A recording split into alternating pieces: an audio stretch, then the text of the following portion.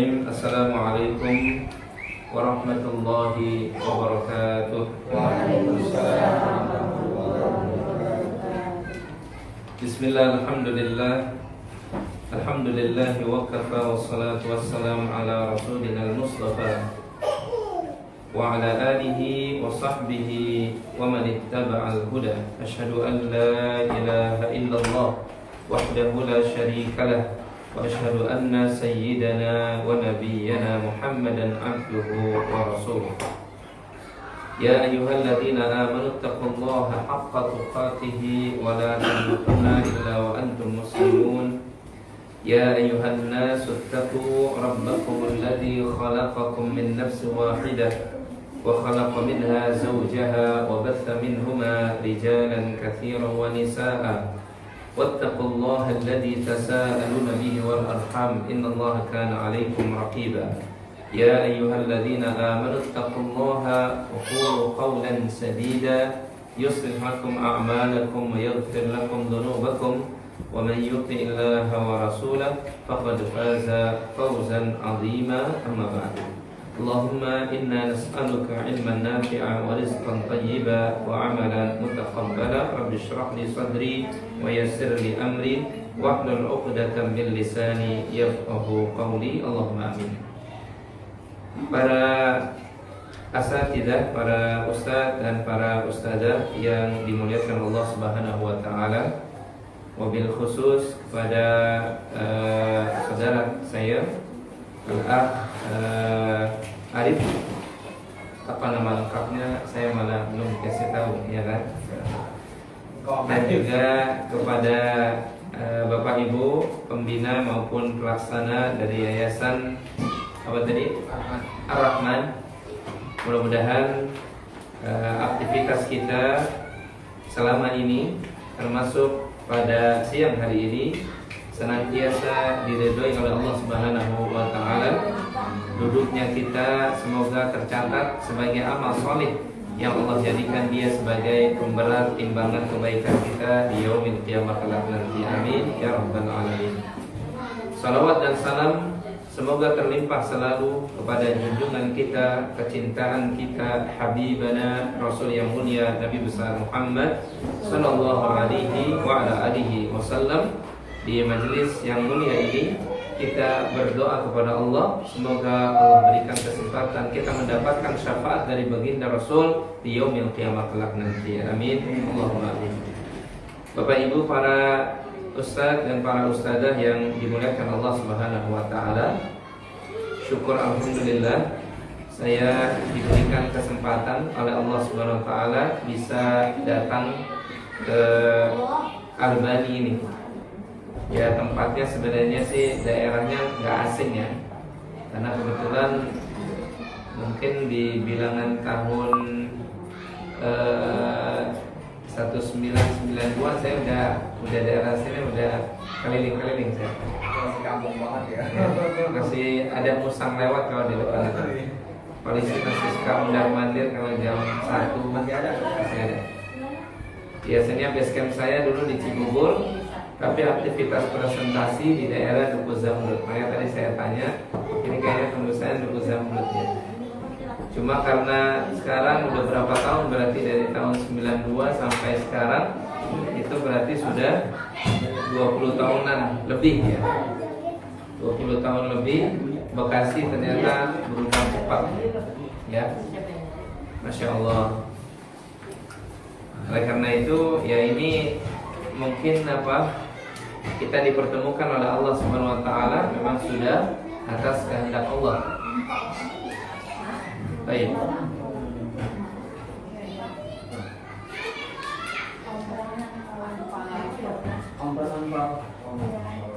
Baiknya. Ya sallallahu alaihi. Mudah-mudahan. Baik. Baik, Bapak Ibu yang dimuliakan oleh Allah Subhanahu wa taala. Ini sebenarnya undangan pertama dari beliau, dari Akhuna Arif kepada saya untuk bisa kita bermuajahah dan juga berbagi ilmu di SDIT apa namanya Albani ya. Bagi saya Pondok Bambu kalau kesini lumayan. Di daerah Pondok Bambu ada yang pernah ke Pondok Bambu? Ya, lumayan juga. Kalau naik motor ya. Kalau naik mobil mungkin lebih cepat ya. Ya, kalau naik mobil cuma kebetulan apa namanya hari ini saya kebetulan sambil touring kira-kira di mana Albani ini. Soalnya di daerah apa namanya masih daerah dulu ini ya. Dulu saya pernah bukan tersesat, pulang naik apa nama motor biasa yang 110 itu dari sebelum Jogja apa daerahnya? Yang tempat para pensiun itu apa namanya? Daerah para pensiun pasti balik ke sana itu sebelum Jogja apa namanya ya? Klaten. Hah? Bukan Klaten, aduh saya lupa. Saya pulang dari sana itu, dari ini kampungnya Jenderal Sarwoedi, W.R. Supratman. Itu di mana ya? Hah? Purworejo ya? Ya, saya dari Purworejo jam 11 malam. Ya, sampai daerah Cibarusa di sini naik motor itu. Motornya juga motor Suzuki yang 110 cc. Itu sampai sini sekitar anak-anak sekolah deh, jam 7. Saya nggak tahu, tahunya tembusan lalu tahunya di jalan raya apa tadi? Itu jalan raya apa? Bukan Arabang sih. Setu. Kalau dari Setu saya udah hafal. Jadi tembus terus dari Karawang itu katanya tembus kok kampung katanya tembusnya sini. Ya. Jadi alhamdulillah ya ternyata dunia tidak selebar apa daun kelap. Ketemu lagi di daerah dipertemukan oleh beliau di Muslim Biker. Dan sekarang alhamdulillah kita bisa bermuajahah, bertatap muka. Mudah-mudahan apa yang kita bicarakan pada siang hari ini memberikan faedah buat diri saya khususnya dan juga Bapak Ibu yang dimuliakan oleh Allah Subhanahu wa taala. Baik. Barakallahu fikum. Pembahasan kita pada pagi hari ini kita awali dengan pentingnya kita menuntut ilmu. Nah, ini pembahasan kita pada pagi hari ini. Ya. Jadi kenapa kita diperintah oleh Rasulullah SAW untuk menuntut ilmu? Tentu ilmu yang kita bahas di sini, maaf para ustadz dan ustadzah sekalian, itu adalah ilmu agama ya. Karena semua isyarat-isyarat dari Al-Quran maupun dari hadis-hadis Nabi SAW berkaitan dengan ilmu, itu adalah ilmu ad-din, ilmu agama. Ya, karena Rasulullah SAW bersabda, "Talabul ilmi faridatun ala kulli muslim." Bahwa menuntut ilmu itu faridah, kewajiban. Ya. Jadi hukum menuntut ilmu itu itu bukan sunnah lagi. Tapi menuntut ilmu itu adalah wajib. Maka ini kalau kita berada di SDIT, Sekolah Dasar Islam Terpadu Albani namanya. Ini saya yakin Bapak Ibu semua para pengajar ini Masya Allah berada di tempat, di kedudukan yang mulia ini. Bahkan sampai Nabi memberikan isyarat apa? Khairukum man ta'allamal Qur'an wa 'allama. Sebaik-baik kalian di antara sekian banyaknya manusia, ada manusia yang terbaik. Siapa dia? Yaitu man ta'allamal Qur'an wa 'allama. Orang yang belajar Al-Quran dan mengajarkan Al-Quran. Orang yang belajar ilmu dan mengajarkan ilmu itu dimasukkan, kata Rasulullah, ke dalam golongan sebaik-baiknya manusia. Ini orang-orang yang paling terbaik nih, insya Allah.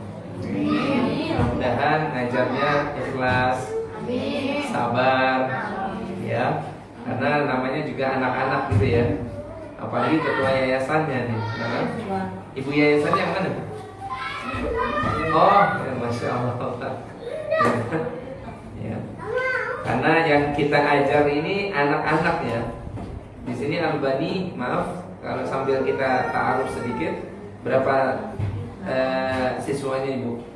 219 SD-nya, 32 TK. Masya Allah. Ada TK-nya juga ya. Masya Allah. Jadi insya Allah profesi kita sama ini. Saya punya 480-an santri rumah Al-Quran. Tapi rumah Al-Quran, tapi saya belum punya ini belum punya gedung.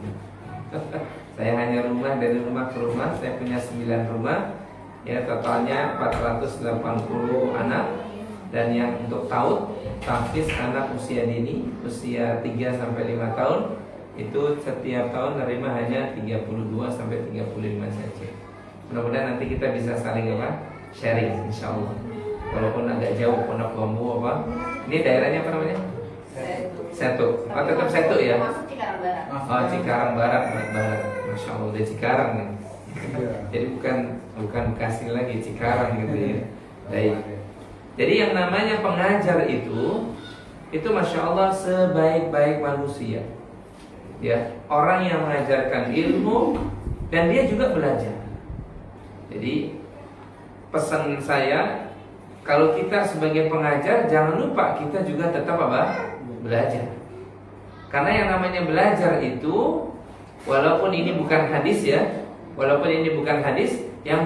yang namanya belajar itu dari buayan sampai sampai kita meninggal. Ya, walaupun ini memang bukan hadis, tapi maknanya insya Allah baik.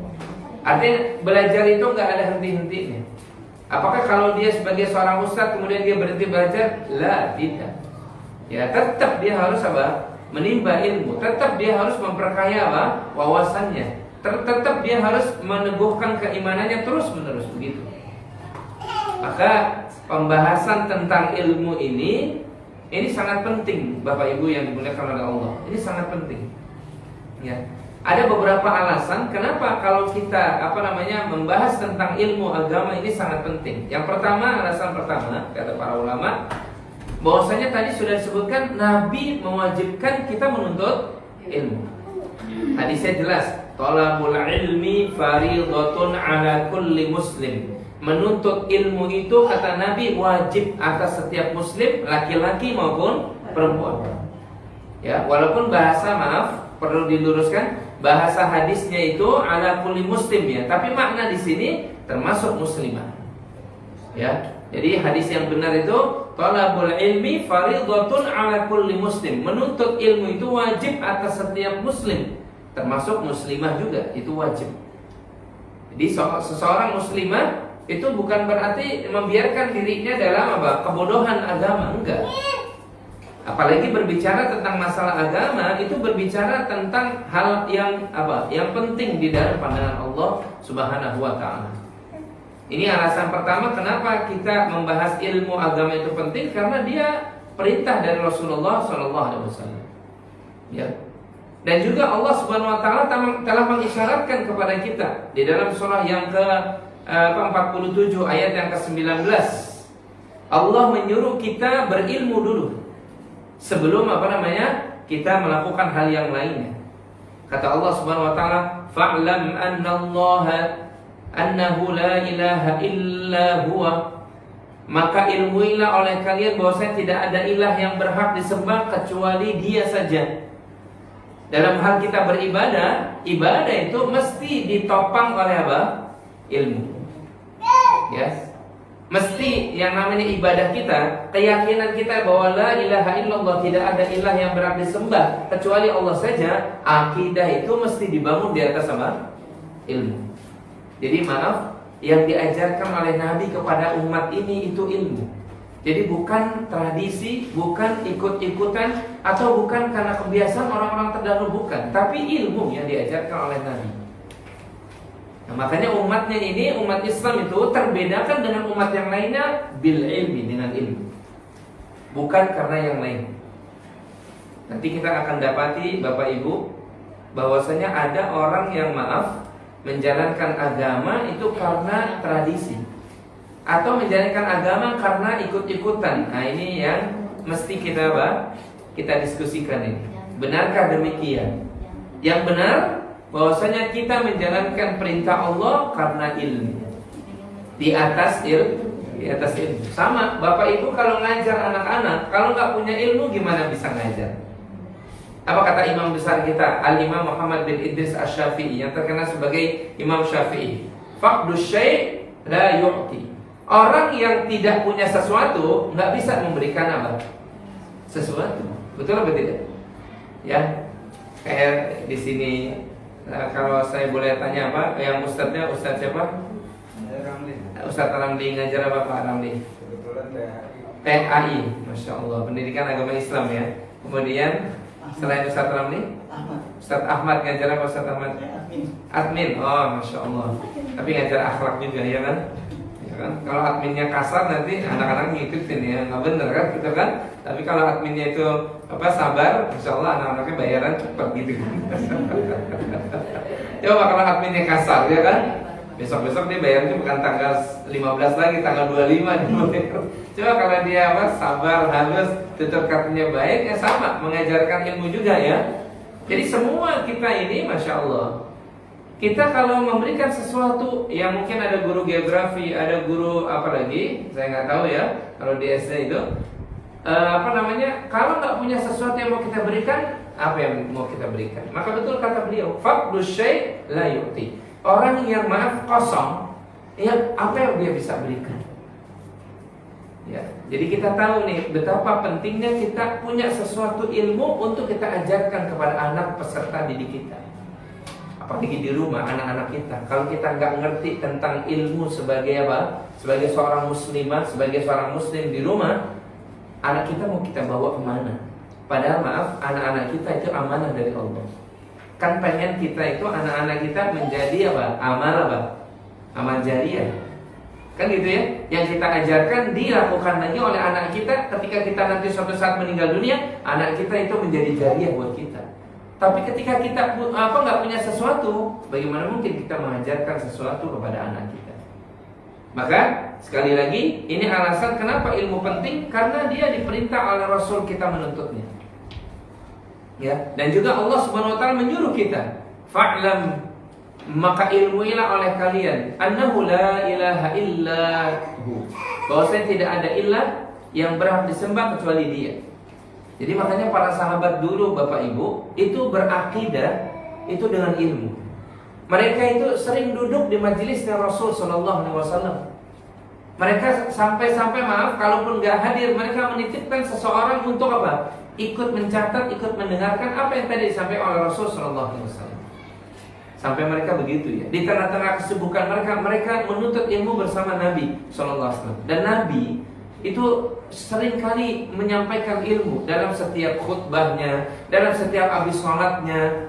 Nabi itu selalu dalam perjalanannya, dalam bercandanya itu Nabi menyampaikan ilmu. Oleh karena itu sampai kepada kita ribuan hadis-hadis yang dicatatkan oleh para ulama, itu semuanya adalah ilmu. Gitu. Di sini di SDIT ada mengajarkan ilmu hadis apa enggak? Al-Quran dan hadis, Masya Allah. Siapa gurunya? Ada di sini? Oh, masih beliau juga Pak Ramli. Masya Allah. Semoga berkah Pak ya. Masya Allah. Ya kan mengajarkan Al-Quran dan apa? Hadis. Itu semua ilmu. Dan memang maaf, ini ilmu ini. Ini ilmu nih dari Allah Subhanahu wa taala. Hadis-hadis yang dituliskan para ulama juga ilmu. Oleh karena itu orang-orang yang benci terhadap Islam berusaha menjauhkan umat Islam itu dari dua ini. Ya, agar mereka itu maaf bodoh terhadap agama. Maka sekali lagi siang hari ini kita membahas sesuatu yang penting. Ini alasan pertama. Alasan yang kedua, kenapa menuntut ilmu itu penting? Karena ilmu lah satu-satunya yang apa? Yang pertama kali diajarkan oleh Allah kepada manusia pertama, yaitu Adam alaihi salatu wassalam. Ya. Di dalam surah Al-Baqarah, surat yang kedua, dari mulai ayat yang ke-30, ya, ayat yang berapa? Ayat yang ke-30 sampai dengan ayat yang ke-40 berkaitan dengan kisah Adam dengan iblis itu. Itu Allah Subhanahu wa taala ketika memberikan gambaran, aku hendak menciptakan apa? Manusia sebagai khalifah di muka bumi ini. Maka para malaikat kemudian bertanya kepada Allah, kenapa apa? Engkau hendak menciptakan seorang khalifah yang akan berbuat kerusakan di muka bumi. Kemudian Allah katakan, inni a'lamu ma ta'lamun. Sesungguhnya aku lebih mengetahui daripada apa yang kalian tidak ketahui. Kemudian Allah memberikan gambaran setelah Allah ciptakan sempurna Adam, maka Allah menyuruh para malaikat apa? Sujud. Ya, para malaikat apa? Sujud penghormatan kepada Adam.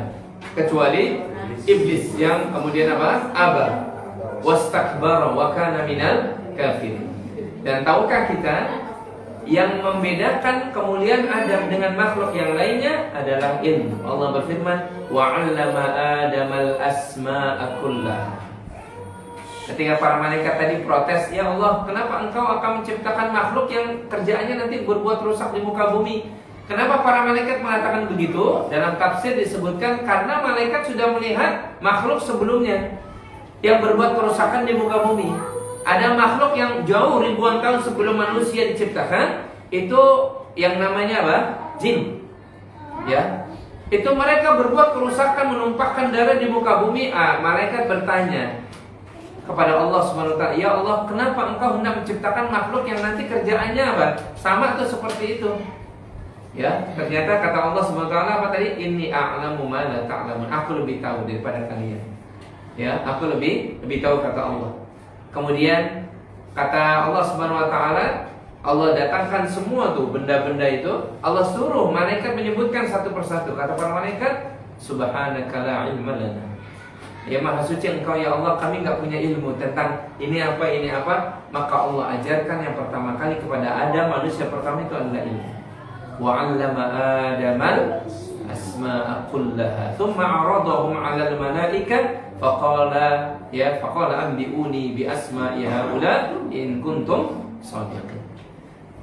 Ketika Allah ajarkan nama-nama itu, Adam mampu menyebutkan nama-nama semuanya. Berarti ilmu adalah sesuatu yang pertama memuliakan manusia. Makanya orang yang berilmu itu Bapak Ibu, itu dimuliakan oleh Allah. Tapi orang yang bodoh itu justru dihinakan. Ya. Makanya kita kenapa disuruh terus menuntut ilmu? Supaya kita mendapatkan kemuliaan dari siapa? Dari Allah Subhanahu wa taala. Ya, ibu-ibu ngajar aja, bapak-bapak ngajar itu udah mulia. Apalagi kalau kemudian ditimpali dengan kita belajar terus, maka semakin apa? Naik derajat kita. Yarfa'illahu alladhina amanu minkum walladzina utul ilma darajat. Allah akan senantiasa mengangkat derajat orang-orang yang beriman dan orang-orang yang berilmu beberapa derajat. Jadi orang yang berilmu itu selalu diangkat derajat kemuliaannya oleh Allah Subhanahu wa taala. Bahkan kata sahabat Nabi yang mulia Ibnu Abbas radhiyallahu taala anhu, satu derajatnya itu orang berilmu dengan orang yang tidak berilmu itu bisa ditempuh perjalanan selama 500 tahun. Artinya bandingannya jauh sekali antara orang yang berilmu dengan orang yang tidak berilmu. Orang yang berilmu dimuliakan, sebagaimana Allah memuliakan Adam dibandingkan dengan makhluk-makhluk yang lainnya, termasuk para malaikat. Dengan apa tadi? Dengan ilmu. Ini alasan kedua. Alasan yang ketiga, kenapa ilmu itu penting? Ya, kenapa ilmu itu apa? Penting. Karena orang itu kalau dia tahu hadis-hadis Nabi SAW, itu yang pertama kali diajarkan oleh Rasul SAW setiap harinya, itu yang pertama kita minta Rasul mengajarkan kepada kita ilmu dulu, baru yang lainnya. Ya, dengan doa yang sering insya Allah kita baca, Allahumma inni as'aluka ilman nafi'a wa rizqan wa amalan. Iya, artinya ya Allah, aku mohon kepadamu ilmu yang bermanfaat. Kemudian baru apa? Rizki yang barokah. Kemudian baru apa? Amanah. Lihat kata para ulama, sebelum yang dua itu Rasul mengajarkan kepada kita ilmu dulu yang kita minta. Berarti maaf, ilmu lebih tinggi daripada amal dan lebih tinggi daripada rizki. Ya. Oleh karena itu, maaf nih, kalau kita baca kisah-kisah para ulama, itu dahulu mereka lebih haus ilmu daripada makanan sendiri. Mereka lebih haus ilmu bahkan daripada waktu mereka sendiri. Ada para ulama yang umurnya itu habis dengan ilmu. Nanti kita akan dapatkan tuh di dalam sejarah. Mungkin antum kenal nih semua pengarang kitab Riyadhus Shalihin. Ya, siapa namanya? Ustaz, lupa Ustaznya. Ustaz apa? Ustaz enggak, sampingnya Ustaz Ahmad. Pernah baca kitab Riyadhus Shalihin? Ustaz Ramli? Lupa udah lama. Oke, Ustaz siapa ini yang sebelah kanan Ustaz? Hah? Belum? Sampingnya? Siapa pengarang kitab Riyadhus Shalihin? Samping. Kalau Ustaznya mau nanya apa, ibu kepala sekolah nggak berani Ustaznya, ya kan? Belakang aja langsung jawab. Hah? Pernah dengar nama Imam An-Nawawi? Baru ya kan? Ya, Imam Nawawi itu, maaf Allah kasih umur 44 atau 45. Tahukah kita belum sempat beliau apa? Menikah. Beliau sudah meninggal dunia tapi beliau masih apa? Belum sempat menikah. Kenapa demikian? Karena asik dengan apa? Ilmu. Ya. Lihat kitab-kitabnya beliau tuh Masya Allah tersebar banyak. Sekarang maaf, miliaran manusia itu membahas kitab beliau, kitab Riyadhus Shalihin, kitab Al-Adhkar tentang zikir-zikir, kitab Arba'in Nawawi 40 hadis. Nah, diajarkan apa enggak tuh Ustaz Ramli di sini? Belum ya kan? Belum ya. Anak-anak mungkin belum nyampe lah ya. Ada hadis yang lain yang ringan aja kan gitu ya. 40 hadis apa namanya? Hadis-hadis Nabi yang dihafal oleh kaum muslimin. Itu semua dikarang oleh seorang ulama yang setiap hari 12 majelis ilmu dia datangi. Ya. Satu hari 12 majelis dia datangi. Malamnya dia murajaah ilmu. Dia ulang-ulang lagi. Ini dalam sejarahnya itu Imam Nawawi itu dari mulai subuh sampai dengan waktu maghribnya 12 majelis beliau datang. Kalau kita satu majelis saja udah aduh Ustaz, kapan shadaqallahul azimnya Ustaz? Kalau beliau 12 majelis hadis beliau hadiri, majelis tafsir beliau hadiri, majelis apa namanya qiraah beliau hadiri, itu bayangkan 12 majelis ilmu beliau datangi. Saking asyiknya dengan majelis ilmu, maaf sampai beliau itu nggak menikah. Bukan berarti beliau tidak mengikuti apa sunnah Nabi, enggak. Cuma saking asyiknya dengan ilmu. Ada seorang sahabat yang saking asiknya dengan ilmu, sahabat yang bernama Abdullah ibnu Abbas ini pernah dapat satu hadis. Kemudian beliau dengar katanya periwayatnya si fulan. Ditanya oleh orang, si fulan yang meriwayatkan hadis ini di mana tinggalnya? Disebutkan oleh manusia tinggalnya di Syam. Maka beliau dari Madinah mempersiapkan perbekalannya, kendaraannya pergi ke Syam. Ya. Syam itu kalau dari Madinah, kalau dilihat di peta paling berapa senti kan gitu. Cuma kalau dalam kenyataannya, maaf, berpuluh ratus atau mungkin ribuan kilometer.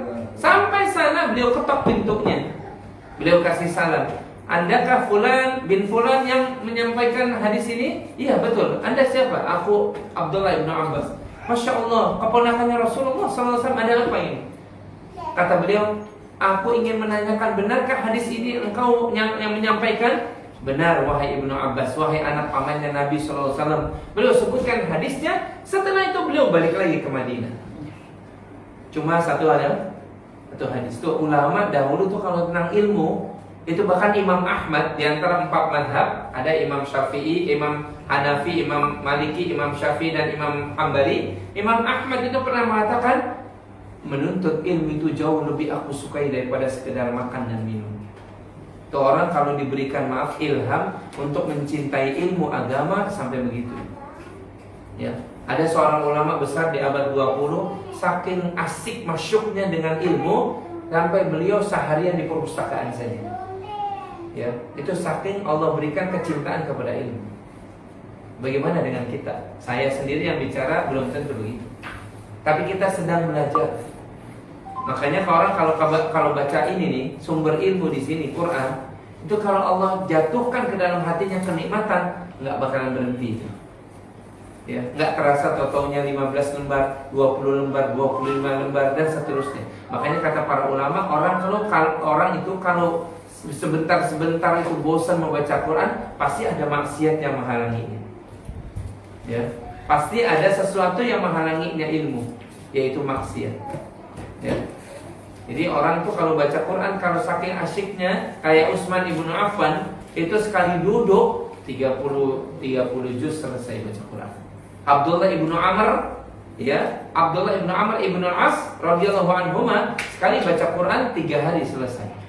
Kalau kita 3 tahun nggak kelar-kelar. Ya, kalau sekali buka satu halaman mata sepet banget, kemudian tutup. Ya kan? Shadaqallahul adzim, ya kan? Ya. Tapi para ulama dulu itu saking asiknya dengan apa? Sumber ilmu itu dia baca terus. Ini kan apa namanya, koreksi buat kita ya. Apalagi ini semua pengajar ini. Ya, nggak tahu ketua yayasan sekaligus ngajar apa enggak, Bu? Hah? Suaminya ngajar apa enggak nih? Hah? Dia kontrol aja ya. Ngajar di rumah dia ya kan? Ini kan orang-orang lapang semua nih Pak Arif ini, ya kan? Masya Allah. Kita doakan selalu sehat mudah-mudahan. Ya. Kalau kita ngajar, menikmati ngajar kita tuh kayaknya nggak terasa, Bu, betul ya? Tahu-taunya udah bel pulang kan? Tapi kalau kita ngajarnya terpaksa, biasanya sebentar-sebentar ngeliat apa? Ya. Bukan ngeliat tangan, ya kan? Ngeliat ke dinding, udah jam berapa kan gitu. Kita tuh kalau segala sesuatu kalau kita menikmati itu, masya Allah, Allah jadikan tuh kayaknya ngalir aja. Orang tuh kalau sholat tahajud itu kalau dia ikhlas nggak berasa, taunya udah menjelang subuh. Orang kalau baca Quran nggak berasa, taunya 1 juz. Orang tuh kalau ngajar nggak berasa, taunya 1 pekan saja, gitu ya. Itu kalau kita menikmati. Sama kita kalau duduk di majelis kayak begini, kalau kita menikmati, taunya apa? Selesai. Coba kalau kita nggak menikmati, sebentar-sebentar rubah kaki, ya kan? Sebentar-sebentar rubah tempat duduk, ya kan? Sebentar-sebentar, aduh, ngelihat ke ada jamnya nggak? Oh, alhamdulillah nggak ada, ya kan? Oh ada, ditutupin dulu nih, harusnya tutupin dulu, kita lagi ngaji nih, nggak boleh ada yang menghalangi gitu ya. Jadi sekali lagi, ya perhatikan, ya bahwasanya yang pertama kali diajarkan oleh junjungan kita sallallahu alaihi wasallam itu ilmu dulu. Kata para ulama hadis berkaitan doa tadi, apa gunanya orang mendapatkan rizki kalau dia main sabat sana sabat sini nggak berkah itu rizki? Apa gunanya amal kalau dia lakukan saja tanpa ilmu, nggak diterima itu amal? Ya, makanya masya Allah, wasadaqar Rasul itu benar. Allahumma inni as'aluka ilman nafi'a. Ya Allah, aku mohon kepada ilmu dulu yang bermanfaat. Sebab dengan ilmu bermanfaat, aku tahu nih, maaf, ini nggak halal buat dari sisi agamaku. Aku tolak, maaf ya. Ya, ini nggak halal, ini bukan rezeki saya. Tuh orang kalau pakai ilmu begitu. Ya, dia yang terima hanya rezeki yang apa? Yang halal saja, yang tidak halal dia terima, walaupun jumlahnya mungkin besar. Kenapa? Karena dia tahu ilmunya itu haram itu. Oh ini syubhat ini, ya. Ini kadang-kala jujur pengalaman kita saja. Kalau di sekolah ini kan godaannya besar ya Bu ya. Godaannya besar, ya kan? Kadang-kala ya banyaklah orang-orang tua santri, ya kan?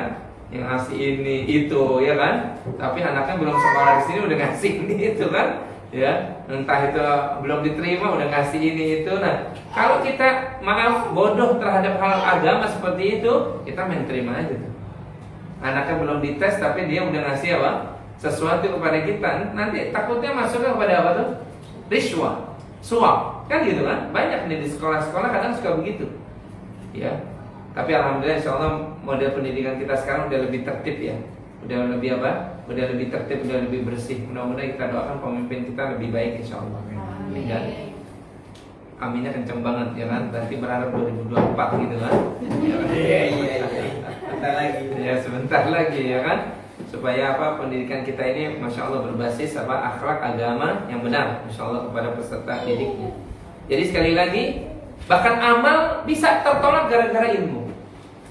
Ya.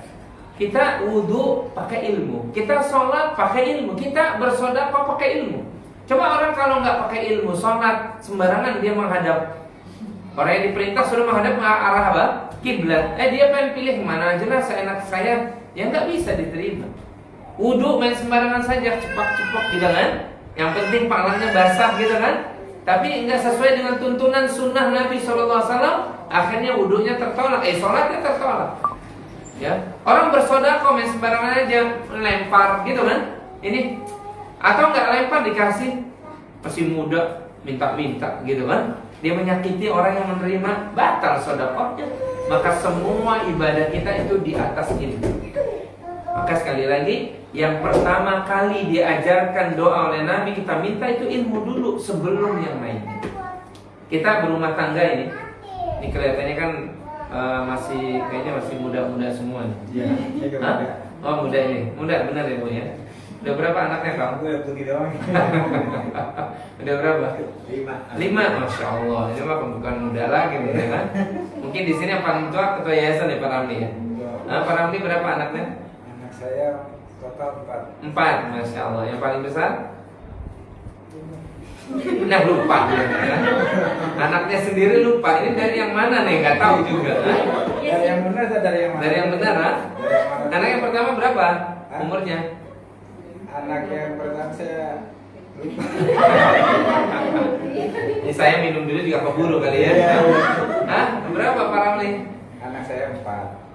Umurnya yang pertama berapa? Yang pertama dari sisi yang satu Aha. udah nikah. Oh udah nikah, masya Allah. Berarti apa namanya sudah ini juga nih, sudah di atas nih ya. Sudah nikah masalahnya. Ini kayaknya apa Ustadz Ahmad masih muda ya? Masih di bawah 35. 35 di bawah. Nah, masya Allah. Ini kayaknya ibu-ibu juga sama. Pak Ramli berapa usianya? Saya 40-an. 40-an. Pak Arif ini kayaknya setara dengan saya. 27, Pak. Ya. Saya alhamdulillah dikaruniai 4 anak. Anak yang pertama baru 2 tahun lulus dari Universitas Telkom, ya kira-kira aja. Ya. Ini memang alhamdulillah masih dikasih umur oleh Allah, ya. Nah, jadi sekali lagi penting ini kita menuntut ilmu. Kemudian alasannya keberapa sekarang? Yang keempat, kenapa menuntut ilmu penting? Nah ini dia juga yang jangan dilupakan. Karena dengan ilmu seseorang dimudahkan jalan menuju surga. Dengan ilmu seseorang dimudahkan jalannya menuju apa? Surga. Lihat sabda Nabi SAW. Kata Nabi dalam hadis yang sahih diriwayatkan oleh Imam Muslim dan juga Imam Abu Dawud dan yang lainnya, man salaka tariqan yaltamisu fihi ilman sahhalallahu lahu bihi tariqan ilal jannah. Ini hadis sering kita dengar nih. Siapa yang menempuh satu jalan untuk menuntut ilmu, sahhalallahu lahu bihi tariqan ilal jannah, maka Allah akan mudahkan baginya jalan menuju apa? Jadi orang yang menuntut ilmu itu pada hakikatnya dia sedang merajut jalan untuk menuju surganya dia. Penting apa tidak berarti? Ya penting dong. Kenapa? Asal muasal manusia pertama dulu kan asalnya di surga. Dulu Nabi Adam, ayah kita, itu di surga Pak, Bu. Ya, ibunda Hawa juga sama di surga. Cuma tergelincir karena godaan siapa? Iblis, sampai kemudian menetap di dunia. Dan memang dunia itu ujian bagi kita. Tapi kata para ulama, harusnya kita kembali lagi ke tempat asal kampung halaman kita. Di mana? Surga. Dengan apa? Dengan ilmu. Maka orang yang senantiasa berada di thalabul ilmi, di majelis-majelis ilmu, dia harus senantiasa berprasangka baik, saya sedang merajut jalan saya untuk ke surga. Gitu ya. Jadi makanya kenapa kita mesti sungguh-sungguh dalam menuntut ilmu. Kenapa? Karena memang kita ingin sungguh-sungguh masuk surga. Gitu. Ya. Memang biasanya ustadz-ustadzah ini masyhur ini ya kan. Jadi banyak godaan. Tapi harus ngerti juga ya kan. Ya, ustadznya juga harus ngerti ya kan. Tapi nggak apa-apa ya kan. Sampai mana tadi kita? Ya. Jadi kalau kita sekarang ustadznya tanya, kalau kita meraih surga sungguh-sungguh apa tidak? Ya pasti sungguh-sungguh. Betul ya? Ada jalan menuju surga ya sama kita sungguh-sungguh. Wajadilhum billati hiya ahsan. Ya, disuruh kita kalaupun kemudian menuntut ilmu itu harus dengan sungguh-sungguh. Tidak boleh setengah-setengah atau kita main-main. Enggak. Ya. Jadi kita kalau menuntut ilmu itu sungguh-sungguh karena kita tahu menuntut ilmu itu jalan menuju surga kita. Ya, jangan sampai kemudian kita nggak sungguh-sungguh terhadap surga kita. Sebab Allah Subhanahu wa taala telah menyediakan surga itu, disuruh kita bersegera. Allah berfirman, "Wasari'u ila maghfiratin min rabbikum wa jannatin 'arduha as-samawati wal ardu 'iddat lil muttaqin." Dan bersegeralah kalian kepada ampunan dari Tuhan kalian dan kepada surga. Jadi kepada surga itu harus bersegera. Jangan suka menunda-nunda atau jangan berlamat-lamat. Ya. Jadi kalau kita ada undangan untuk menuntut ilmu, kita sungguh-sungguh. Dan Allah tahu kesungguhan kita. Mudah-mudahan insyaallah kita saling mendoakan. Kita ngaji taklim di sini bukan karena siapa-siapa, tapi karena kita tahu ilmu tadi penting. Nabi memerintahkan, betul ya? Kemudian alasan yang kedua karena ilmu adalah yang pertama membedakan manusia dengan makhluk yang lainnya. Kemudian alasan yang ketiga tadi karena ilmu apa? Hah? Nah, ya kan? Iya. Kemudian yang keempat karena apa? Dimudahkan jalannya. Nah, kalau semuanya itu tergambar di kita ketika ada taklim, maka insya Allah kita taklim karena Allah, bukan karena yayasan. Kebetulan yayasan menyediakan sarana, mudah-mudahan jadi kebaikan juga buat yayasan. Kan gitu ya. Cuma, kalau nggak hadir nggak enak nama Kong Arif nih, ya kan? Kita di MBI manggilnya Kong Arif ini, nggak tahu kalau di sini apa, Mister Arif atau siapa? Nah dipanggilnya Pak, Masya Allah. Ya, walaupun orang yang kecil tapi panggil Pak, ya kan? Biasanya kata orang dulu, orang kecil biasanya awet muda. Ternyata memang awet muda juga dia, ya kan? Anaknya udah 5 tahun awet muda.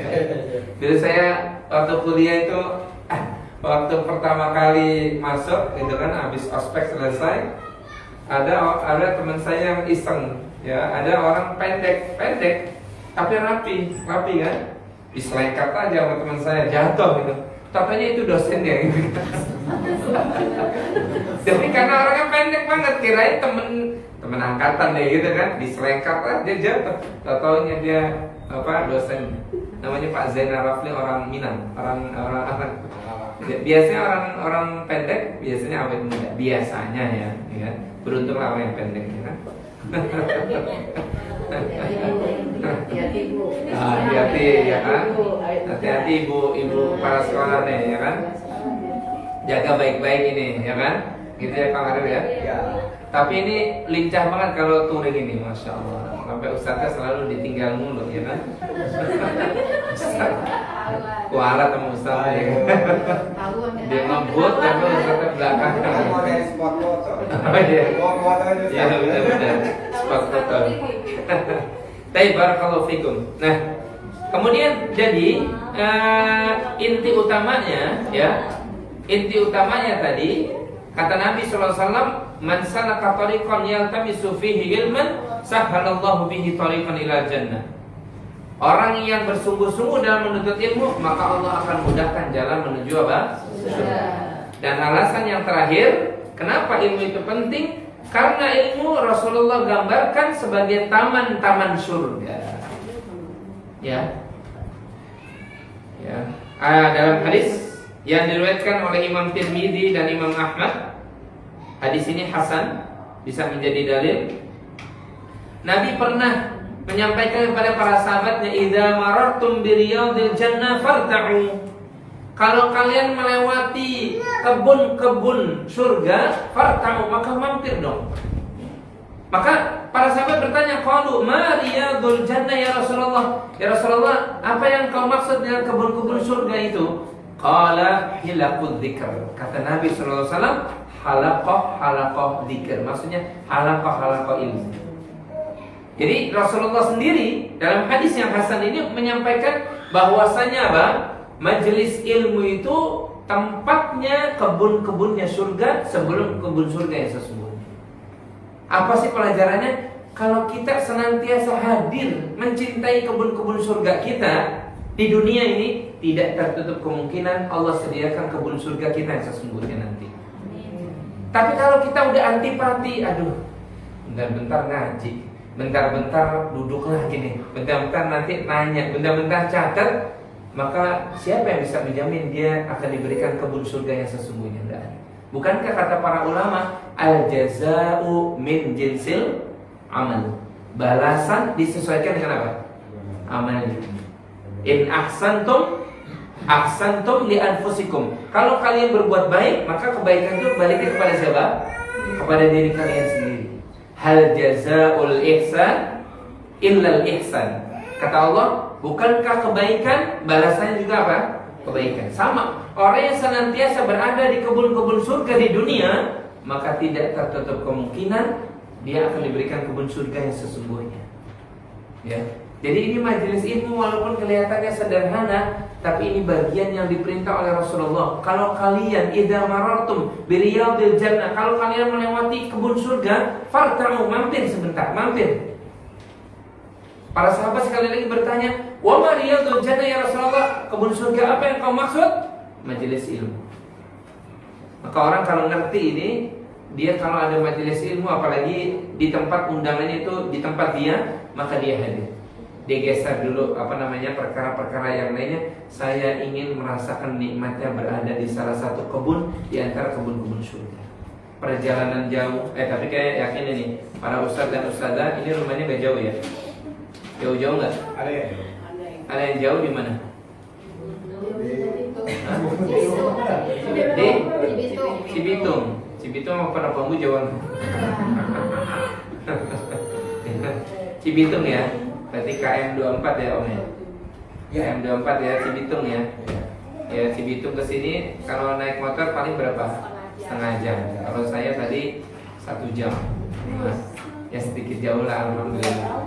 Makanya Ustaznya berpikir tadi, wah jauh juga nih ya. Mudah-mudahan istiqomah juga.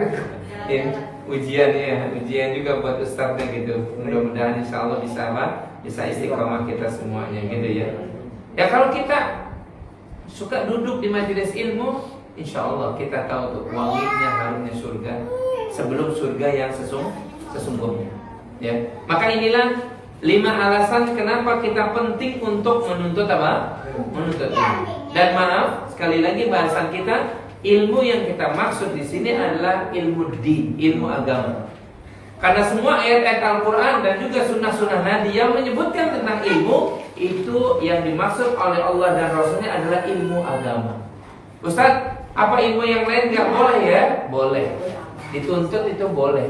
Tapi niatnya itu harus karena Allah Subhanahu wa Ta'ala. Ya. Jadi bagaimana seseorang itu meraih ilmu agama di atas niat yang lurus, yang benar, maka dia akan menjadi ibadah buat dia. Ini kebanyakan orang itu, ya.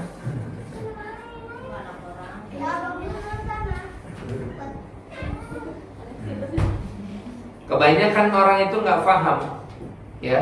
Islam tidak antipati dengan dunia. Islam mengajarkan kita pintar di ilmu yang lain boleh, tapi masya Allah harusnya yang lebih dahulu dia tuntut ilmu agama dulu, ya.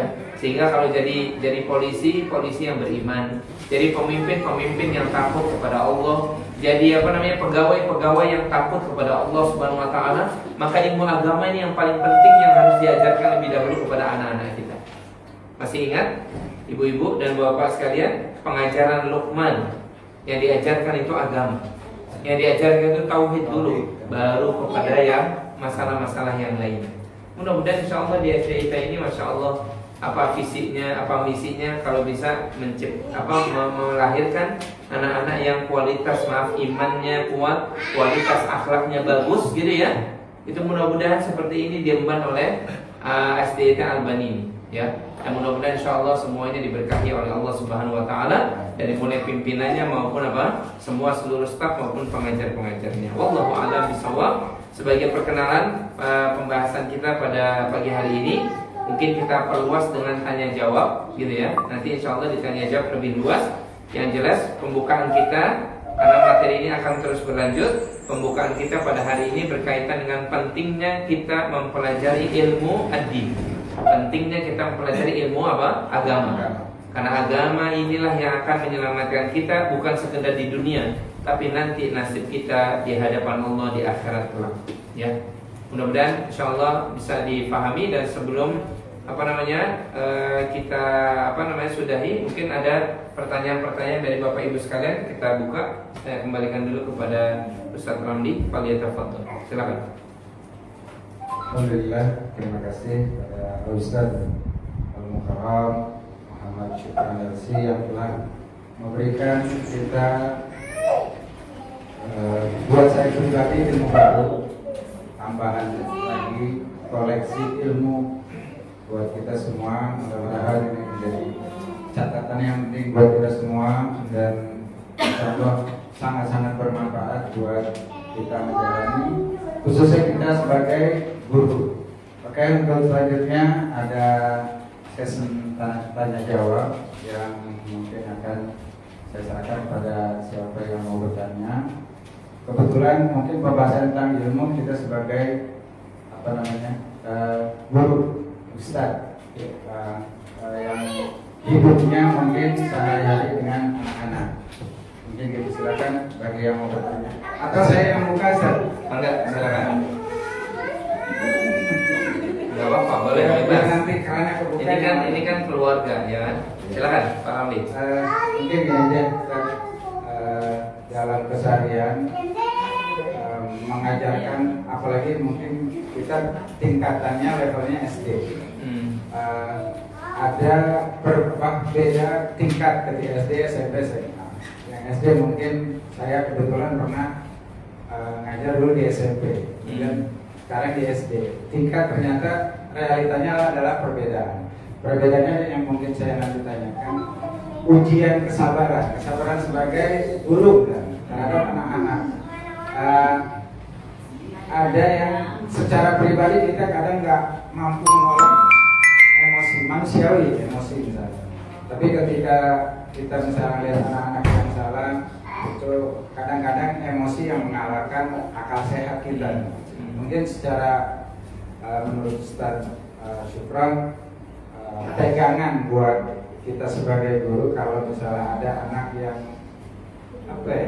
yang memancing emosi, kadang-kadang ya itu kita lepas kontrol aja gitu. Mungkin itu aja dulu kita. Baik, barakallahu fiik ya.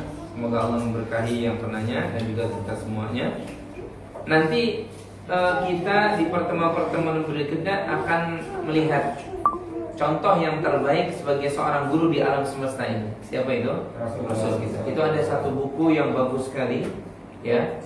Rasul sebagai seorang apa? Guru. Ya.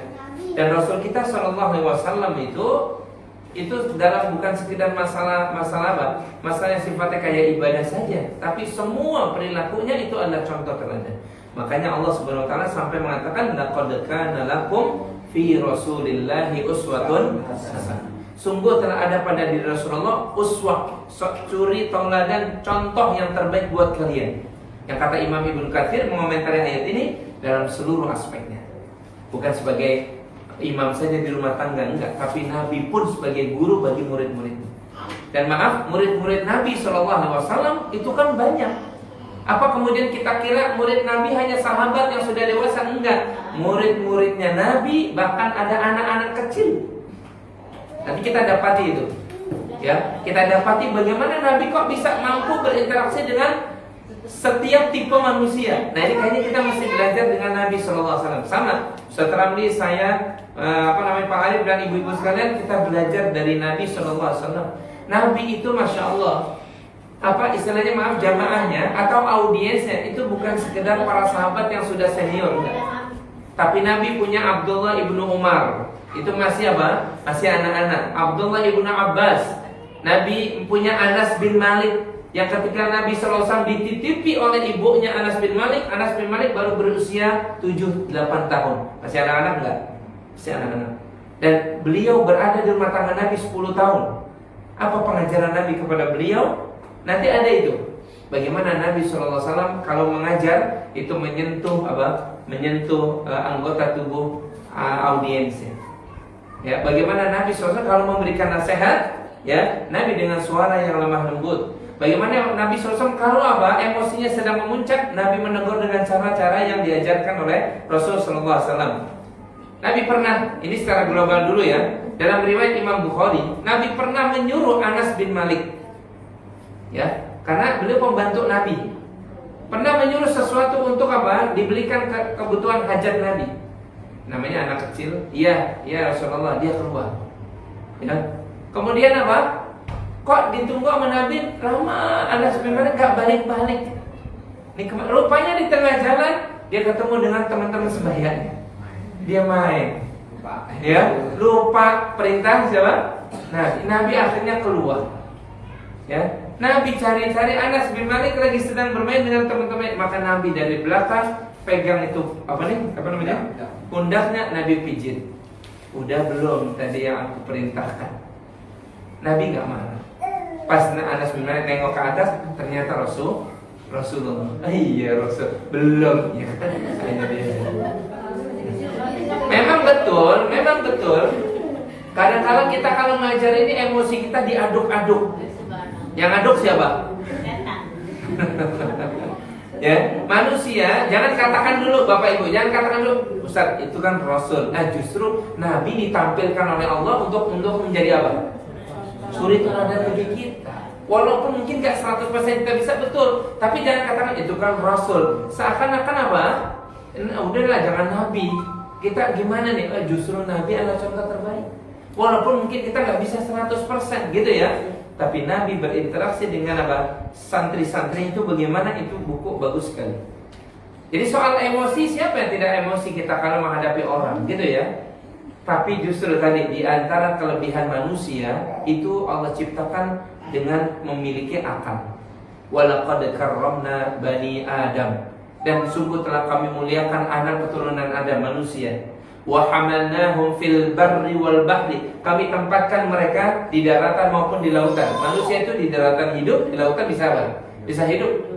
Wa razaqnahum minat thayyibat. Kami berikan rezeki dari yang baik-baik. Ingat yang terakhir. Wa faddalnahum ala katsirin mimman khalaqna tafdila. Kami lebihkan manusia atas kebanyakan makhluk yang lainnya. Kata para ulama tafsir, salah satu kelebihan itu adalah dengan apa?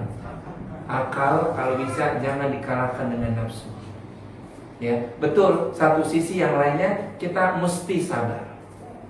Kita mesti apa? Sabar. Kalau menghadapi anak-anak yang kadang memancing apa? Emosi kita, ingat, kita ini guru. Guru biasanya digugu. Betul ya? Kalau guru cepat marah, anaknya nanti didikannya juga cepat marah. Tapi kalau guru itu sabar, maka kesabaran itu akan berbekas kepada anak didik kita. Maka kalau kita mau marah, sebentar dulu. Kayaknya nggak layak nih. Kenapa? Karena saya guru di depan anak-anak. Saya ini kan contoh. Bukankah guru itu dicontoh, betul apa tidak? Makanya kata pepatah, kalau guru kencing berdiri, murid kencing berlari. Ya, gitu kan? Kan gitu kan? Artinya guru itu digugu, ditiru. Guru itu ditiru. Maka sebelum kita marah, coba tanyakan dulu ke akal kita. Kalau saya banting ini, apa namanya? Air minum banting ini, misalkan apa gitu, kira-kira apa yang dirasakan oleh anak kita? Kira-kira gitu. Makanya ada kisah itu seorang ulama, ketika ditanya, ada seorang anak muda datang kepadanya, wahai Syekh, gitu ya. Atau kita jangan di situ dulu deh, kepada Nabi SAW dulu. Ini hadisnya sahih. Seorang anak muda pernah datang kepada Nabi, ya Rasulullah, saya ingin berzina. Masya Allah. Itu majelis langsung apa? Waduh, ini di depan Nabi kok ngomong sembarangan ya? Ya Rasulullah, izinkan saya berzina. Apa kata Nabi? Marah nggak? Nabi. Ya. Kemudian Nabi dekati beliau. Kemudian Nabi bertanya kepada anak muda ini, menurutmu, kalau engkau punya ibu, kan gitu ya? Nabi tanya tuh kepada anak muda ini, kalau engkau punya ibu, masih punya ibu di rumah? Masih ya Rasulullah. Kira-kira kalau ibumu itu dizinahi oleh orang lain, apa perasaanmu? Ya Rasulullah, aku akan bunuh itu. Gitu kan? Engkau punya bin enggak? Engkau punya apa, saudari ya? Punya ya Rasulullah. Kira-kira kalau saudari laki-laki, apa saudari perempuanmu dizinahi oleh orang lain, gimana perasaanmu? Aku marah ya Rasulullah, gitu kan? Kan gitu. Maka kata Nabi SAW, bagaimana kalau engkau menzinahi orang? Sama yang dirasakan perasaan yang kamu kemukakan tadi. Maka sambil Nabi mendoakan, memegang apa? Nah itu tadi. Salah satu pengajaran Nabi itu Nabi menyentuh apa? Anggota tubuh orang yang diajarnya. Itu pendidikan, salah satu pendidikan terbaik seperti itu. Nabi menyentuh dadanya sambil Nabi mendoakan, ya Allah limpahkanlah keberkahan ya kepada pemuda ini. Setelah itu doa Nabi, masya Allah, anak muda ini menjadi orang yang soleh sekali, jauh dari apa, perzinahan. Nabi marah apa tidak? Enggak. Nah kita kalau sebelum berbuat tadi marah gitu kan, kita tanya dulu akal kita, kira-kira kita pantas apa enggaknya? Kan gitu, kita kan jadi gugu. Kira-kira kalau kita gebrak meja, apa komentar anak-anak kita? Masya Allah itu guru, gitu kan? Berarti nanti saya kalau marah sama orang tuh adik saya boleh juga kita mengajarkan keburukan kepada orang. Maka betul kata para ulama, sebelum kita melakukan suatu perbuatan yang buruk, tanya dulu efeknya bagaimana. Maka sekali lagi nanti kita akan bahas insya Allah Nabi sebagai seorang pendidik. Apa pengajaran-pengajaran Nabi? Bagaimana cara Nabi mengajar dan seterusnya? Dan kalaupun Nabi apakah tidak pernah marah? Nabi marah, tapi marahnya Nabi SAW itu hak, benar. Bukan seperti marahnya apa? Kita kan? Kalau marahnya Nabi itu ternyata benar. Kadang Nabi SAW itu kalau marah ucapannya itu terdeteksi, Bapak Ibu. Apa ucapannya Nabi kalau marah? Biasanya mengucapin apa? Subhanallah atau Allahu Akbar. Itu biasanya Nabi tersinggung. Ya. Jadi Nabi justru kalau marah keluar kalimat-kalimat apa? Thayyibah. Itu Nabi kalau udah mengucapin Allahu Akbar, itu biasanya marah. Nah, kira-kira kita kalau sama anak-anak di rumah gitu apa enggak? Allahu Akbar. Alhamdulillah kita beli lagi nih, dipecahin barusan gitu kan. Gitu kan. Allahu Akbar, bangku patah lagi udah ke 10 nih. Enggak apa-apa beli lagi kan gitu kan. Nah, itu kadang-kadang ya nanti insya Allah lebih jelas kita bahas di kitab itu insya Allah ya. Jadi saran saya menuntut ilmu sabar dulu Ustaz Ramli. Mudah-mudahan Ustaz Ramli bisa istiqomah insya Allah ya kan. Baik. Yang lain silakan dari Ustazah. Kalau ada yang ditanyakan, fadhol. Masih banyak waktu kok. Sengaja Ustaznya materinya nggak terlalu panjang. Ya, fadhol. Berarti ketua yayasan dulu. Fadhol. Seperti yang Rasulullah SAW ajarkan, setiap pagi itu Rasulullah selalu berdoa, Allahumma inni as'aluka ilman nafi'an. Rasulullah selalu meminta kepada Allah ilmu yang bermanfaat. Iya. Berarti ada ilmu yang tidak bermanfaat. Kira-kira penjelasan dari doa ini, ilmu yang bermanfaat itu apa dan ilmu yang tidak bermanfaat itu apa? Dan apakah Rasulullah selalu menghindari doa agar dijauhkan dari ilmu yang tidak bermanfaat? Iya. Baik, barakallahu fiik. Semoga Allah memberkahi penanya dan kita semuanya. Baik. Kalau ditanyakan apakah ada ilmu yang tidak bermanfaat, Ustaz? Ya ada. Karena mafhum, pemahaman mukhalafah, kebalikannya dari doa tadi pasti ada. Gitu kata para ulama, mafhum mukhalafah, kebalikan dari yang diminta itu pasti lawannya. Kan kita minta Allahumma inni as'aluka ilman. Ya Allah, aku mohon kepadamu ilmu bermanfaat. Berarti ada nggak yang tidak bermanfaat? Ada, banyak. Dan Nabi SAW sendiri menuntunkan kita untuk berdoa minta perlindungan dari ilmu yang tidak bermanfaat. Allahumma inni a'udzubika min ilmin la yanfa' wa min qalbin la yakhsha wa min nafsin la tashba' wa min du'ain la yustajabu lahu. Ya Allah, aku mohon kepadamu ilmu yang tidak bermanfaat. Berarti Nabi sendiri menyampaikan ada ilmu yang tidak bermanfaat. Dari jiwa yang tidak pernah puas, rakus. Ya, kemudian dari doa yang tidak diterima. Ya. Jadi Nabi SAW minta dari ilmu yang tidak bermanfaat dijauhkan, minta dijauhkan. Berarti ada ilmu-ilmu yang tidak bermanfaat.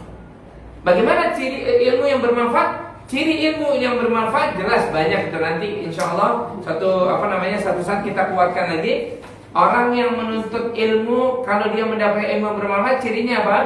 Dia ikhlas dalam menuntut ilmunya. Maka buah dari keikhlasan adalah pasti faedah, manfaat. Nah, kemudian ilmunya mendorong dia banyak beramal. Itu pasti ilmunya bermanfaat. Ya. Kemudian yang ketiga, ilmunya mendorong dia semakin takwa kepada Allah. Karena dengan sebab ilmunya dia semakin takut kepada Allah, yang halal dilakukan, yang haram dijauhi. Ya, dia semakin cinta kepada manusia dengan ilmunya menuntun kepada kebaikan, berarti ilmunya bermanfaat. Nah, ciri ilmu yang tidak bermanfaat kebalikannya, menuntut ilmu karena ingin Karena ingin disebut. Menuntut ilmu karena ingin diangkat-angkat, ingin masyhur. Menuntut ilmu karena ingin dibangga-banggakan, berarti ilmunya tidak bermanfaat. Ilmunya menuntunkan kepada keburukan. Ya, bukan kepada ketakwaan. Ini berarti ilmunya tidak bermanfaat. Contoh ilmu yang tidak bermanfaat ya banyak. Ilmu sihir, ilmu perdukunan, ilmu persulapan, ilmu apa lagi itu? Banyak lah. Ilmu yang tidak bermanfaat itu ilmu-ilmu yang mesti dijauhi. Ya, ilmu-ilmu yang mesti dijauhi. Jangan sampai, maaf, peserta didik kita itu malah justru mendapatkan ilmu yang tidak bermanfaat. Ciri ilmu berikutnya, asalnya dia bermanfaat, tapi kemudian jadi tidak bermanfaat karena salah niat tadi. Niatnya untuk menjadi bangga di hadapan orang lain, maka ilmunya tidak bermanfaat. Dia menjadi sombong. Ada orang yang maaf jujur, mungkin doktor MA, doktor profesor, tapi semakin tinggi ilmunya dia semakin merendahkan manusia. Berarti ilmunya tidak bermanfaat. Ada nggak orang yang begitu? Banyak. Ya, merendahkan orang kan? Ya, jangan jawablah, ente apa? Saya S1, ya saya sudah doktor. Gitu kan? Nah, ini berarti apa? Dia sombong dengan ilmunya. Ada kajian, ini nyata ya, nyata. Ada seorang profesor, ya semoga Allah berikan hidayah kepada beliau. Ya, waktu ustadznya selesai, Ustadz Andari ini, Ustadz Andari ini habis kajian, ya beliau kan doktor kan, S3. Itu habis kajian, profesornya itu mendatangi ustadznya, memperkenalkan dirinya itu langsung, Assalamualaikum Ustaz, saya profesor. Dijawab aja langsung sama beliau, Waalaikumsalam, saya doktor Pak. Dia diam langsung. Ini kadang-kadang orang suka apa? Ya suka mau membanggakan ilmunya. Ya. Jadi kadang-kadang orang suka menisbatkan sesuatu dengan gelar. Ya. Padahal gelar tidak jadi jaminan. Ingat, ilmu yang tinggi tidak jaminan kemudian dia bermanfaat. Belum tentu ya. Ilmu yang bermanfaat adalah yang menjadikan dia semakin takut kepada Allah. Nah, itu baru ilmu yang bermanfaat. Dia semakin menuntut ilmu, dia semakin hati-hati. Ini ngomong-ngomong halal apa haram ya? Ini ngomong-ngomong boleh apa enggak dari Nabi? Nah, itu berarti ilmunya bermanfaat. Tapi kalau ilmu sudah dituntut banyak dan jauh, tapi dia semakin membangkang, nah ini berarti ilmunya tidak bermanfaat dan kita minta perlindungan. Allahumma inni a'udzubika min ilmin la yanfa' wa min qalbin la yakhsha. Ya Allah, aku mohon perlindungan kepadamu dari ilmu yang tidak bermanfaat, dari hati yang tidak khusyuk, dari jiwa yang tidak pernah puas, rakus terus, dan dari doa yang tidak dikabulkan. Ya, maka sekali lagi ilmu ada yang tidak bermanfaat. Nah, dijauhi. Ya, nanti ada itu di dalam kitab ini contoh-contoh ilmu yang tidak bermanfaat itu banyak. Ya, tadi sebagian sudah saya sebutkan. Buat apa belajar sihir? Walaupun sekarang orang banyak yang kembali belajar sihir, gitu kan?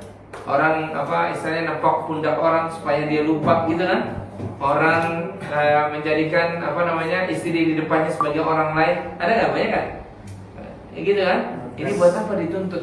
Umurnya habis untuk hal yang sia-sia begitu. Mendingan apa? Dia gali terus Qur'annya, dia gali terus hadisnya, dia gali terus agamanya, dia gali terus akhlaknya, supaya itu sebagai bekal nanti. Buat apa dia jauh-jauh hanya untuk meraih magister dalam hal ilmu sihir? Buat apa? Ini nggak bermanfaat sama sekali.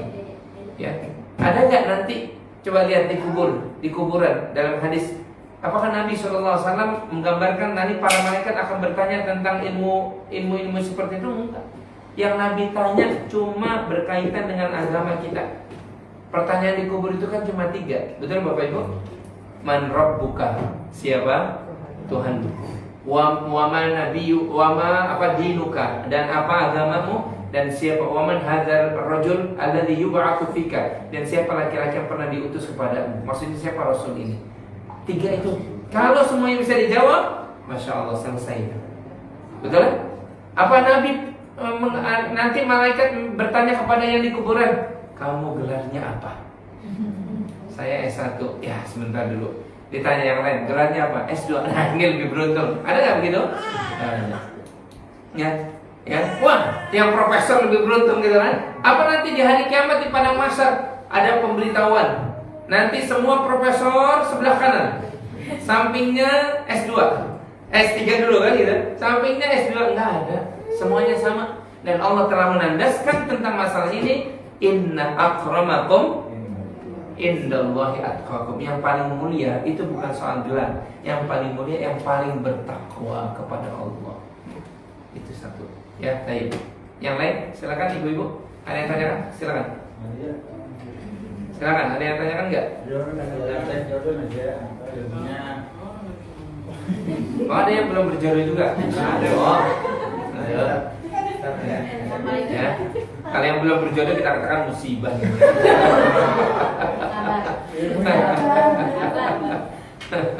Iya, musibah, ntar hari kiamat udah mau datang mana belum berjodoh juga, ya kan?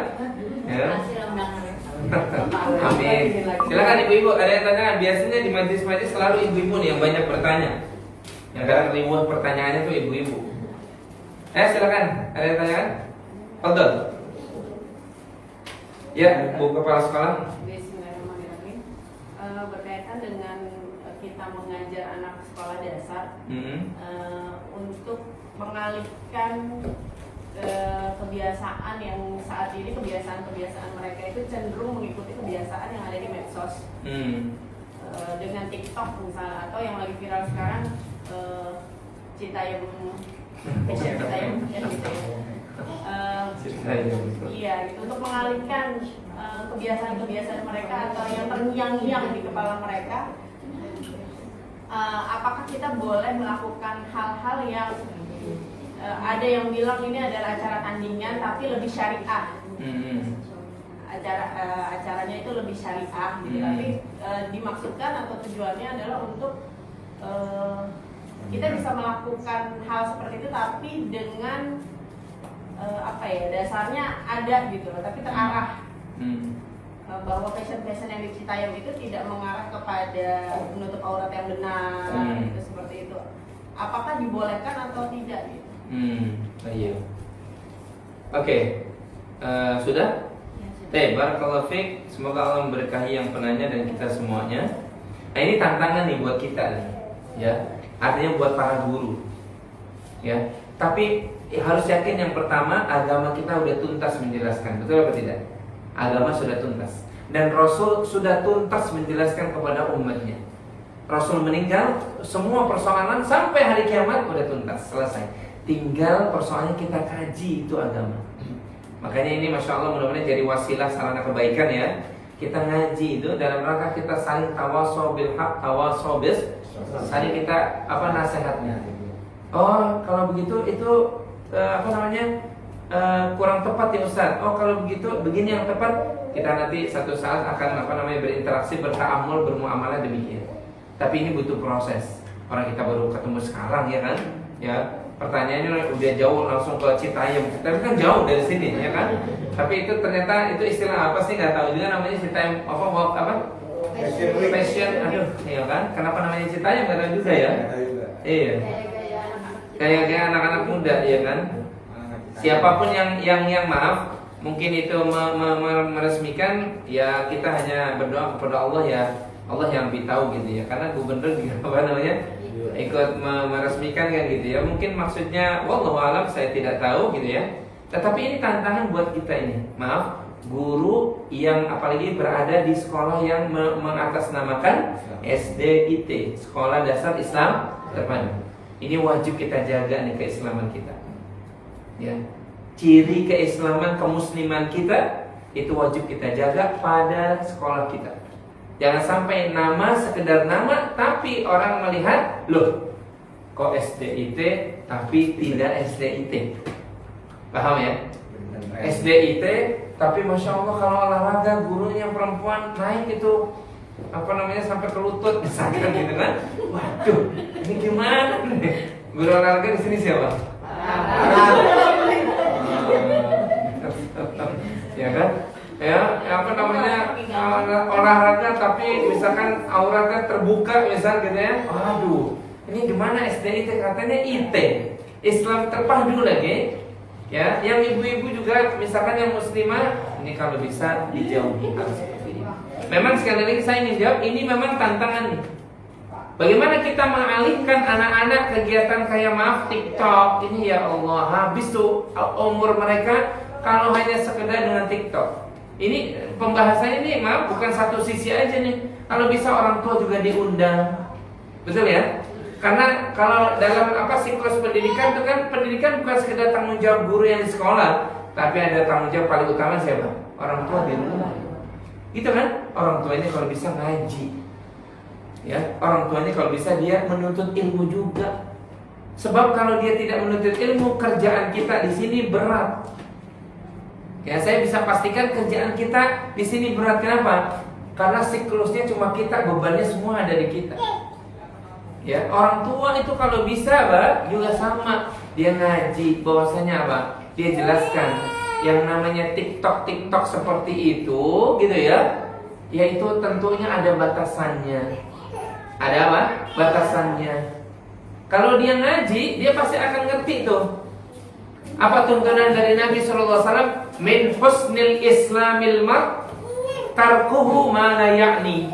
Di antara ciri bagusnya keislaman seseorang itu adalah tarkuhu ma la ya'ni. Dia meninggalkan hal-hal yang tidak bermanfaat.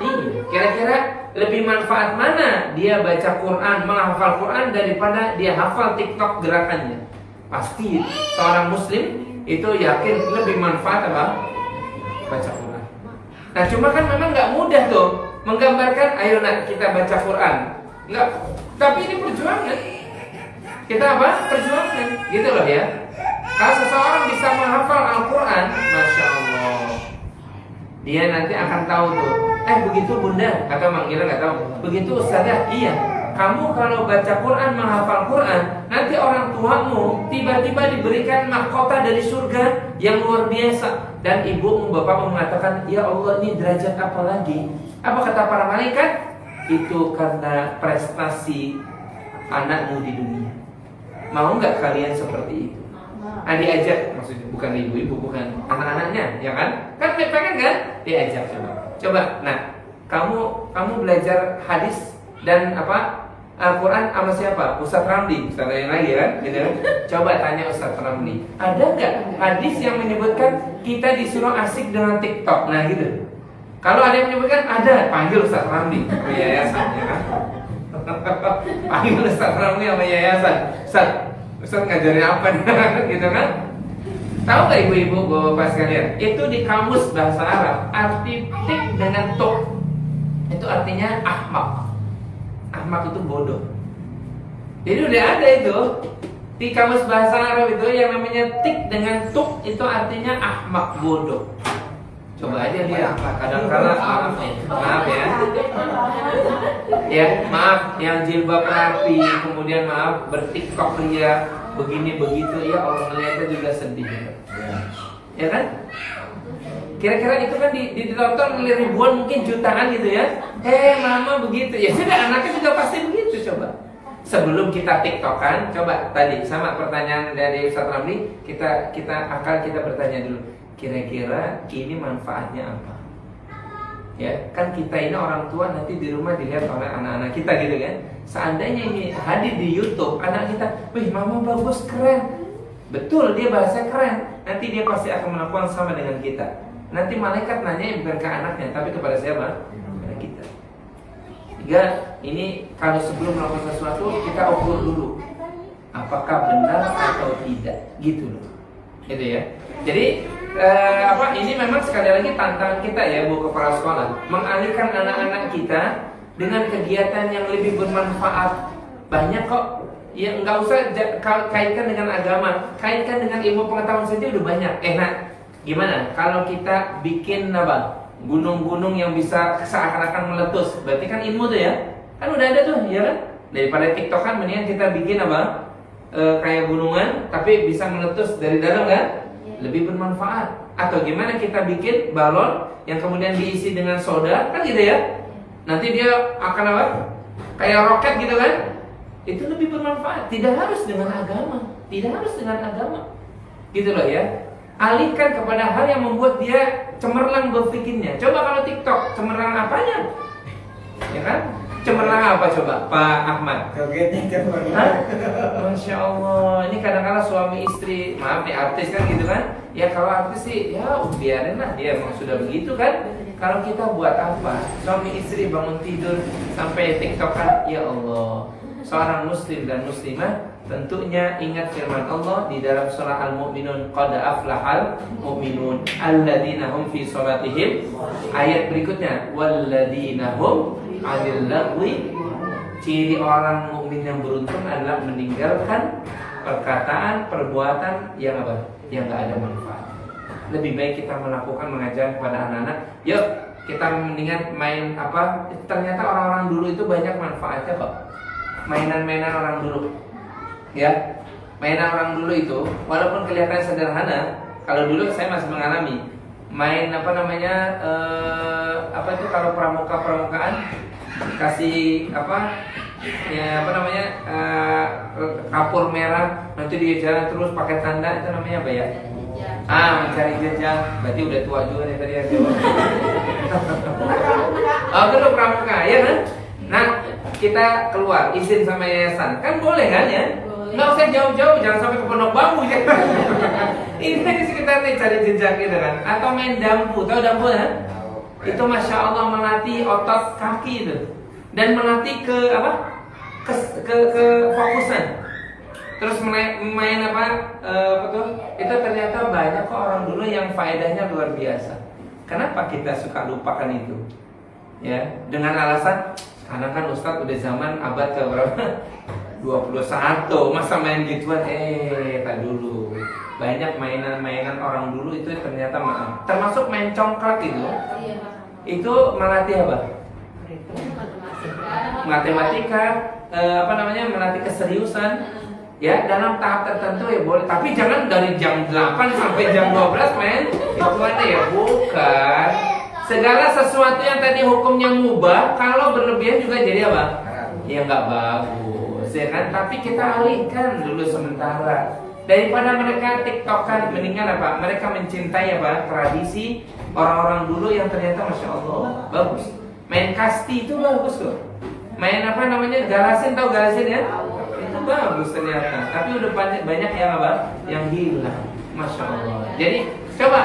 Nah ini maaf sebagai pengajar harus luas wawasannya. Coba searching di internet apa mainan-mainan yang memberikan faedah dari sisi berpikir, faedah dari sisi motorik, faedah dari sisi apa. Coba diterapkan, insya Allah itu tidak mengapa. Daripada tadi anak asik bermain dengan handphone, udah gitu maaf mudaratnya mata, iya kan? Mudaratnya itu otak. Menurut penelitian itu anak itu atau seseorang kalau bermain handphone itu butuh dihilangkan dulu lebih dari 1 jam. Makanya orang kalau mau tidur masih pegang handphone itu nggak bagus otaknya kalau dibawa tidur. Kenapa? Sebelum tidur harusnya dihilangkan dulu selama 1 jam. Makanya 1 jam sebelum tidur handphone itu udah nggak dipegang. Itu menurut penelitian ya, nggak bagus buat otak. Itu bisa memicu kanker katanya. Nggak bagus. Maka berlebihan pun terhadap ini juga apa? Nggak bagus. Alihkan hal-hal yang bermanfaat. Dan tantangan buat kita mencari hal-hal yang apa? Bermanfaat. Apalagi manfaat itu dari sisi agama. Manfaat itu dari sisi apa? Agama. Itu lebih bagus lagi. Bukan karena Nabi mengajarkan, misalkan ya, kalau Nabi SAW menyuruh seseorang itu mahir dalam hal apa? Berenang. Yang nggak tahu di Albani ini ada ekstra berenang atau tidak, nggak tahu ya. Ya. Berenang, kemudian apa namanya ya walaupun mungkin ya apa namanya kayak mungkin memanah sekarang udah umum kok, boleh kan ya, memanah misalkan, melatih otot, melatih kejelian, ketangkasan, itu Nabi sudah ajarkan ya. Kalau berkuda oke lah, mungkin kemarin nggak punya kudanya, tapi kalau motor banyak dia ya kan, harusnya kuda juga punya ya. Jadi di sini kuda gimana nggak tahu, oke nggak memungkinkan, tapi kayak tadi memanah sambil diajarkan. Nah, memanah itu Nabi mengajarkan kita untuk mahir dalam memanah di samping membaca Al-Quran. Jadi hal-hal yang lebih bermanfaat mudah-mudahan mendatangkan kebaikan. Tapi sekali lagi ini tantangan buat kepala sekolah buat kita untuk jangan sampai anak-anak itu maaf hidupnya habis dengan ini. Jangan sampai ya. Saya punya murid banyak tuh, bukan 1-2 orang yang matanya jadi cekung, betul? Matanya cekung dan dia emosional. Kalau ini diambil dia emosional. Nah itu akibat salah mendidik. Ya, orang tua itu bolehlah, tapi pada tahap umur tertentu. Mungkin mudah-mudahan di Albani ada nggak rutin pertemuan dengan orang tua? Ada ya? tolong sampaikan, jangan sampai anak tuh dengan gadget itu kayak maaf 100%, kalau pulang liburan seluruh liburannya dengan apa? Gadget. Coba ibu bapak ajak anak-anak Anda kemana? Ke alam. Lepaskan dulu gadget. Ini butuh pengorbanan. Dan sekali lagi, mendidik bukan tugas kami, tapi tugas juga apa? Orang tua. Bahkan kayaknya lebih banyak orang tua di rumah, maka sediakan waktu untuk berinteraksi dengan orang tua, dengan anak-anak. Kemudian itu gadget di hari apa dan hari apa, dibatasi jamnya sehingga mereka itu betul-betul akrab dengan agama. Wallahu a'lam bishawab. Baik. Yang lain masih ada? Tanyakan dari ustazah yang lain? Masih ada 10 menit lagi? Ada ya, Bu yang ditanyakan? Kalau ada ya, kalau enggak apa-apa. Kalau tidak, ya. Ini semua berarti guru. Ada staff. Guru semua, masya Allah, ya kan? Guru semua ini. Kebanyakan ustazah ya. Iya. Masya Allah. Mendominasi ustazah. Kalau dari ustazah siapa ini yang sebelah kanan? Lisna, Ibu Lisna ngajar apa? Oh TK. Di TK siapa aja, maaf? Yang TK sekarang selain Bu Lisna? Oh Tayyib, cuma 2. Oh 3 TK ya. Sisanya berarti SDIP. Masya Allah. Ya kan, sampingnya guru apa, Bu? SD. Ya, guru apa ngajar? Tematik. Oh ada tematik ya? Oh Masya Allah. Kemudian yang sampingnya Ibu? PAI. Oh bareng dong sama Ustaz Ramli ya. Cuma beda kelas kali ya. Tayyib. Nah, ini kalau Ibu kepala sekolah nggak ngajar ya? Ngajar juga apa ngajar? Hajar. Oh gitu ya. Sampingnya? Kelas 6. Ngajar semua apa? Oh matematika juga. Tayyib. Apa belakang? Kelas 5. Sama ngajarnya? Umum juga. Masya Allah. Wali kelas. Sampingnya Ibu? Guru SD. Umum di kelas? Kelas 3. Oh kesini yang depan nih tingkatannya lebih ini. Ada kelas 6, kelas 5 ke bawah dan kelas 1, 2 nih. Yang belum nikah dikasih yang kelas 1 kali ya? Oh kelas 3. Kelas 3 ya. Baik, Masya Allah. Ini ada guru yang belum hadir juga? Ada. Oh ada. Jumlahnya berapa Ibu? 24. Oh banyak ya. Semua guru? Semua guru? Semua guru dan staf. Oh Masya Allah. Ya, mudah-mudahan insya Allah kita bisa istiqomah. Dan ya ini harus pelan-pelan. Maksudnya ya nggak bisa semua kita bahas, tapi kita tadris, bertahap, step by step. Insya Allah pada hari ini saya cuma ingin menyampaikan pentingnya kita menuntut ilmu, ya, dan juga faedah-faedah yang tadi. Nanti insya Allah di pertemuan berikutnya kita akan sampaikan, ya, sebagai undangan nanti ke Pak Arif apa temanya yang kita angkat. Insya Allah nanti pada pertemuan yang berikutnya. Mudah-mudahan saya dan Ibu serta Bapak sekalian itu bisa istiqomah gitu ya. Kalau bagi saya paling tantangannya serasa jauh saja. Serasa Masya Allah jauh. Tapi kelihatannya kayaknya kalau lewat Bantar Gebang tadi kayaknya insya Allah lebih dekat. Maksudnya lewat Pondok Gede kayaknya lebih dekat. Menurut saya. Kalau lewat Kalimalang kayaknya bawaannya lurus lewat DPRD, kemudian lewat, karena rumah saya kan di situ di Asem tadi. Jadi saya merasa agak jauh kalau lewat Kalimalang, tapi kalau lewat Pondok Gede tadi insya Allah lebih dekat sih, lebih dekat. Bambu klender Iya. Saya juga sepedahan bukan paling jauh. Kalau dari sini paling jauh ya itu air terjun apa tuh? Parigi. Ya Parigi. Ya sendiri saya pernah ke situ. Ya jadi ya insya Allah sih dekat ya. Ya kan? Air terjun di Bekasi kan. Cuma airnya bau ya. Karena air limbah ya. Iya karena air limbah. Saya pernah sepedaan sendiri ke situ Pak Ramli. Sendiri, totonya nyampe juga ke air terjun karena saya lihat di medsos di mana sih ini. Nyampe juga, oh ternyata di Bantar Gebang. Seberangnya itu TPA ya. Iya. Kalau nggak salah kan?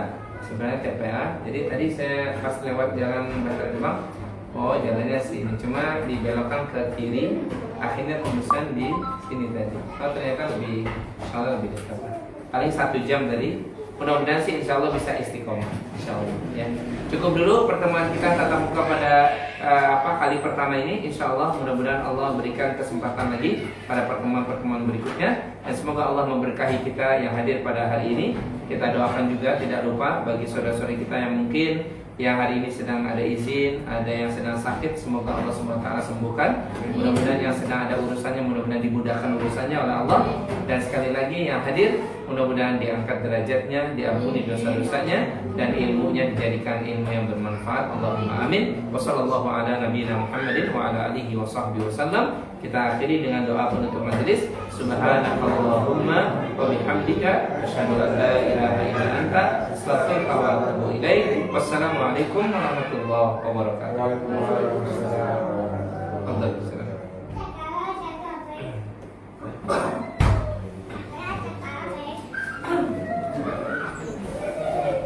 Kalau Pak Arif sendiri rumahnya di mana?